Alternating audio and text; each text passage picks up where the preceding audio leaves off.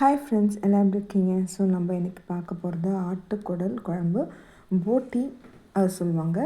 So இப்போ நம்ம வந்து ஃபஸ்ட்டு ப்ரிப்பரேஷன் என்ன பண்ண போகிறோம்னு பார்த்தீங்கன்னாக்கா, நம்ம வந்து ஆல்ரெடி குடலை வந்து க்ளீன் பண்ணி அதை வந்து விசில் வச்சு நம்ம எடுத்து வச்சிட்டோம். ஆல்ரெடி இதை பற்றி ஒரு வீடியோ நம்ம போட்டிருப்போம்.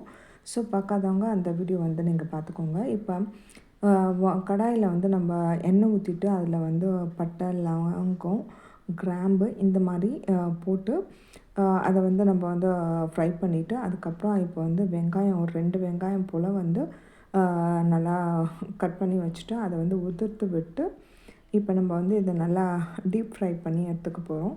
டீப் ஃப்ரைனால் ரொம்ப அப்படியே ப்ரௌனாக ஆகணுன்றதில்ல, நல்லா வந்து வதங்கி வரணும். ஸோ இப்போ நம்ம ஸ்டார்டிங்லேயே வந்து உப்பு போடுறோம். எதுக்காக உப்பு போடுறோன்னா, அப்போ தான் சீக்கிரமாக நமக்கு வந்து வதங்கும். வெங்காயம் வந்து வதங்கிறதுக்கு டைம் எடுத்துக்கும். அதனால தான் வந்து நம்ம இப்போ என்ன பண்ணுறோன்னா, ஸ்டார்டிங்லேயே போட்டால் கொஞ்சம் சீக்கிரமாகவே நமக்கு வந்து வெங்காயம் நல்லா வந்து வதங்கி வந்துடும். ஸோ இது நல்லா வதங்கினதுக்கப்புறம் வந்து நம்ம என்ன பண்ணலான்றதை வந்து பார்க்கலாம். ஸோ இப்போ வந்து கொஞ்சம் கருவேப்பிலை வந்து ஆரம்பத்துலேயே போட்டுட்டோம். ஸோ ஸ்டார்டிங்லேயே கொஞ்சம் கருவேப்பிலை போட்டால் அதோடைய இதுவும் வந்து நல்லா ஸ்மெல் கிடைக்கும். ஆஸ் வெல் அஸ் நமக்கு வந்து அதோடைய எசன்ஸும் வந்து இறங்கும். ஸோ அப்போ டேஸ்ட் இன்னும் கூடுதலாக இருக்கும். இப்போ நம்ம இஞ்சி பூண்டு பேஸ்ட் தான் வந்து போட்டிருக்கோம். ஸோ உங்களுக்கு எவ்வளோ தேவையோ அதுக்கேற்ற மாதிரி போட்டுக்கோங்க. நான் வந்து ஒரு டேபிள் ஸ்பூன் அளவுக்கு வந்து இஞ்சி பூண்டு பேஸ்ட் போட்டிருக்கேன். ஸோ அது நல்லா வதங்கினதுக்கப்புறம் வந்து பார்த்திங்கனாக்கா, நம்ம இப்போ தக்காளி போட்டிருக்கோம். ஒரு 2 தக்காளி மாதிரி வந்து நம்ம இப்போ போட்டிருக்கோம். அதையுமே வந்து நல்லா ஸ்மாஷ் ஆகணும். ஸோ அது நல்லா ஸ்மாஷ் ஆனதுக்கப்புறம் தான் நம்ம வந்து இப்போ இதில் என்ன பண்ண போகிறோன்னா, இதில் வந்து மஞ்சத்தூள், சீரகத்தூள், சோம்புத்தூள், அடுத்தது வந்து நம்ம போடுறது இந்த கரம் மசாலா சொல்லுவோம் இல்லையா? ஸோ அந்த கரம் மசாலா, அப்புறம் மிளகாய்த்தூள், குழம்பு மிளகாய்த்தூளும், அப்புறம் பட்டை மிளகாத்தூள், இது 2மே வந்து நம்ம வந்து போட்டிருக்கோம்.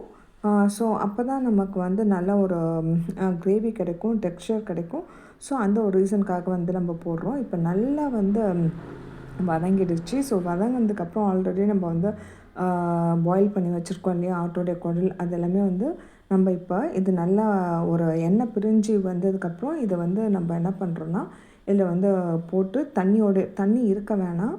அதை வந்து எப்படி நம்ம வந்து ஆட்டுக்கறி வந்து வேக வச்சு அதை தண்ணியும் சேர்த்து யூஸ் பண்ணுறோமோ, அதே மாதிரி குடல் வேக வச்ச தண்ணியும் சேர்த்து தான் நம்ம யூஸ் பண்ணணும். இப்போ வந்து பார்த்திங்கனாக்கா நல்லாவே வந்து தண்ணி இதுக்கு தேவையான அளவுக்கு இருக்குது. அதனால எக்ஸ்ட்ரா வந்து நம்ம ஊற்றணுன்ற அவசியம் இல்லை. இதை நல்லா நம்ம வந்து கொதிக்க விடணும். ஸோ நம்ம ஆட்டோட எந்தெந்த பகுதி நம்ம வந்து சாப்பிட்றோமோ அதே மாதிரி நம்ம உடம்புல இருக்கிற அந்த பகுதிக்குமே வந்து ரொம்ப நல்லது.